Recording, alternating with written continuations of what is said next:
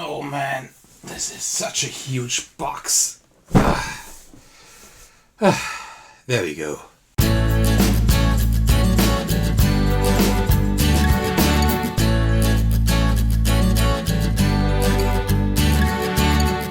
Hey everyone, this is Thecos, and today I got something way different for you because, well, I have started a project, a huge project, and of course, you are one of the first ones to know. You, as you might know, if you have followed my channel for a while, and you just watched my top 10 or top 20 videos, then you might know that I really love Mechs vs. Minis. A wonderful game. Yes, this game is totally huge, this game is totally overproduced, but I just love it. The gameplay is amazing. Could you have done it with less miniatures? Yes, maybe. Maybe you could have. But, I mean, the miniatures are still really great. So, let us open the box here. So, this is now in German, but it doesn't matter for what I want to show you. So, as we can see here, this is an action programming game, a cooperative one, where you play as these 4 characters that I think these are actually from League of Legends, but I mean this is by Riot Games, the League of Legends producers or developers, and you see here we have like a lot of these small little minions here, right? And I always wanted to paint those because these have a really great quality. They look amazing. We will look at them in just a little bit more close up. But these are really cool. And there are like 100, exactly 100 of these minions in here. I think there are 4 different types, and each of these types I think has like 25 pieces. So a lot of miniatures. Like if you need like 3 to 4 hours for one of these, approximately, let's say about 3 hours maybe for one of these, it's like about 300 hours you need, right? And that is without like priming and everything, right? So this is a huge project. These large ones you don't have to paint because these actually come pre-painted when you buy the game, which is really cool. But these I want to paint. So what have I done? Well, actually, I always wanted to paint these figures. Why haven't I in all these years? Well, because I'm afraid I'm gonna mess them up. But then, if your colleagues from work, they asked me, like people I play board games with at work off and on, and they asked me if I was interested in painting miniatures as well. And I said, yes, I am. I just am afraid to do so. And so, what we now did is we actually met up and we started painting. So, and it actually turned out quite well, to be honest. So, like there are 2 things I want to show you. I will show you the miniature that I've started painting later on, so you can kind of see how it works. But I liked it so much that I actually went ahead and I bought like the most important equipment I will need to start painting myself. And this is what I got. Like this is like just the most basic stuff, but that is just what I need. There are a few more things that I need, but I have those, like toothpicks and like a cork kind of thing and something to like glue the miniatures on. I have these things, and even if not, I could get them quite easily, right? But these are like the main things that I need. So what I got is I got 2 primers, one in black, one in white, because I will then prime my miniatures in black, and then I will like kind of shade them, like dust them with white primer. I will just do that because this is how it was taught to me when we painted together, and also because I could probably then paint like with shadows. I'm not doing that at the moment, not yet, but maybe at some point I will. It's just good to have both. I will just experiment a little bit and see what works better. And these both seem to be quite good. This one here actually is interesting. There's like Citadel. That is a pretty good brand. I know that. But I didn't get the colors from Citadel. I actually got the Vallejo colors. We will take a look at those in just a minute. But this one here, the white one, I don't have it by Citadel. I have it from like, I think that's AK. I think that's the company. And there is actually like a second nozzle in here. I don't quite know why, but it's a different one. So I guess there's a reason for that. So yeah, so let me just put that back here. So yeah, these are the 2 primers that I got. Then I also got brushes here. Like Da Vinci, I heard, is a pretty good brand. And you see like there are different sizes here. I don't know if I need all these sizes, but so how do I open this? I don't know, because I would, oh, down here, I think. Because I would like to take a look at those with you. And there's also like a piece of like soap. There is like this brush soap, I think it's called. I'm not quite sure how it is called. Come on. So there we go. Oh no. Ah, there we go. And this is also part of it here. You see, like the soap here, so you can actually clean these. I don't know how you clean those. I will have to find out. I hope there are some instructions here. There aren't. Then I'll have to check online. I guess you just put water and soap on there, right? I mean, that's how you clean stuff. So I guess that's it. So we got like, I don't know if that says anything to you, but I got like these sizes 0, 3, I think, 2, like 3-0, 3-0, 2, 4, 6, and 0. So this is like really, really thin. Okay, so I have no idea which ones. I think I was painting with a 2 last time. That was pretty good, but it's not bad to have like these very, very thin ones, like for the edges and stuff. So yeah, cool. And I got that piece of soap as well. I will also need to find like some kind of bag where I can put everything in. I don't have that yet. I could maybe take my Game Master bag, but I rather want to use that for RPGs. So I might need like a second bag for like this kind of stuff. Okay. Because when I actually start like a hobby, I do something that I want to do it like really good, you know? Like this is what I do with board games and RPGs, right? I have like everything I need there pretty much. Okay. And then let's take a look at the colors. I actually know... Oh, I don't need to open them like this, I think. I actually do. I think I need to open them right here. So these, this is like the brand here, Vallejo. And I think you open it here, yeah. And this is the set with medieval colors. I'm not drawing like painting medieval stuff, but I actually like these colors because like my colleagues, like all of them were sharing their colors with me, and the red I used was awesome, and I think it was this one here. I think it was this red here. Maybe it was this. No, it was this way. Like a really bright and great red. I think that was this here.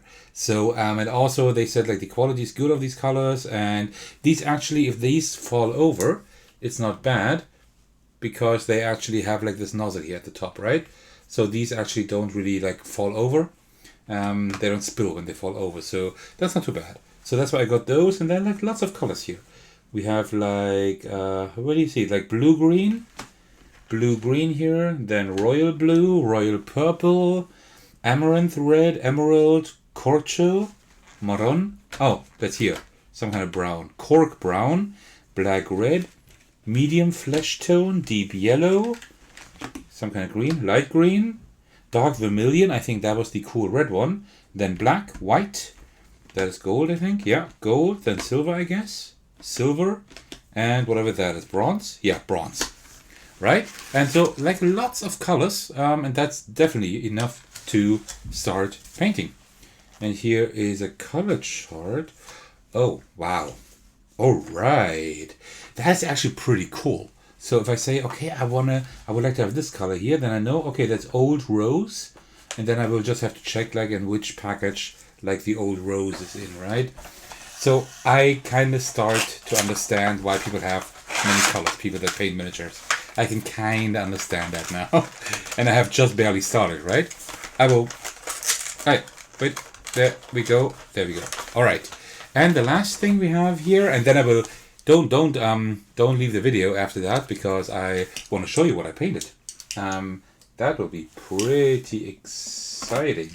So that is a wet palette. That is... I don't even know if that is like... Yeah, it's probably necessary, because everybody uses that. So this pretty much you can also do that without a wet palette. You can just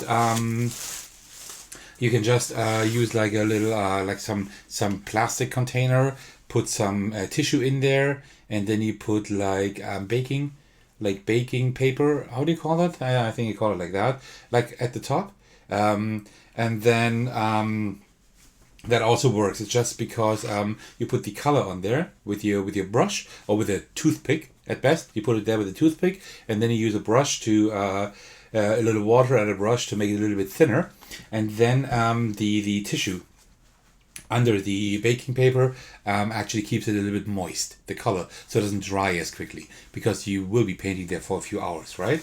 And the instead of doing like the home brew version, so to speak, you can have like one of these wet palettes. It's just a little bit easier, it's a little bit nicer.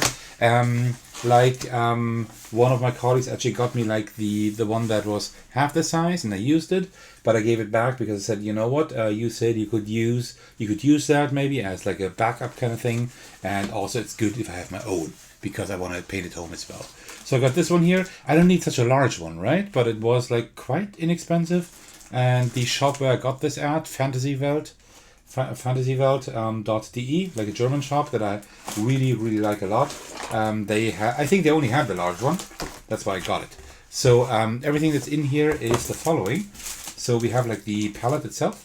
There's that here, and you just open it like this, right? So you open it like this, and then you put like the sponge in here.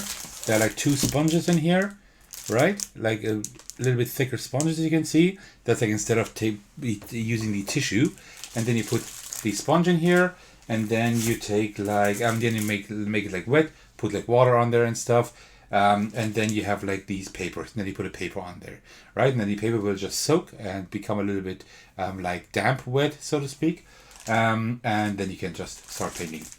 And also another thing that is in here is advertisement, of course, but also you have like this kind of thing that you can just put around here, right? So it doesn't open up. So that's pretty cool. That is not too bad. We got that, and that is it. So these are the most important things. There are a few more things you need, like a little pedestal, like a little piece of wood or maybe cork or something, where you can put the miniature on, something to glue the miniature on, something like just something that a temporary glue puts the so you can, like an adhesive kind of thing. And then you also need, of course, the miniatures and maybe a toothpick to put like the color on the wet palette. All right, now let me get the figures. So check this out. It's just like a tin that I took with me with like the miniatures that I wanted to paint. So you see here, I took like one of each. You see like these have a really great quality. These look really amazing, right? And there are like 4 different ones, right? This one here that is standing there normally, the one with the raised axe. Then we have one that I already primed white, as you can see, right? This is the regular color. I primed this one white already, a little bit thick, but I think it's okay. And that is like holding just a shield. I don't know how good you can see that here.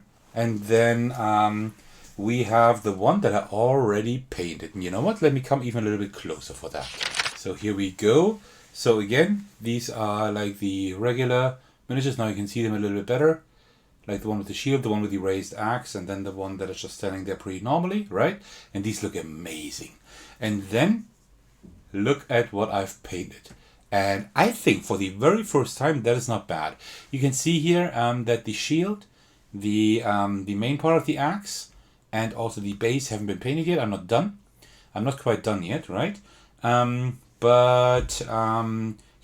you can see that this is still missing, but the rest I've already painted, like this red, yellow, right? Like this, and white, and also a little bit of black.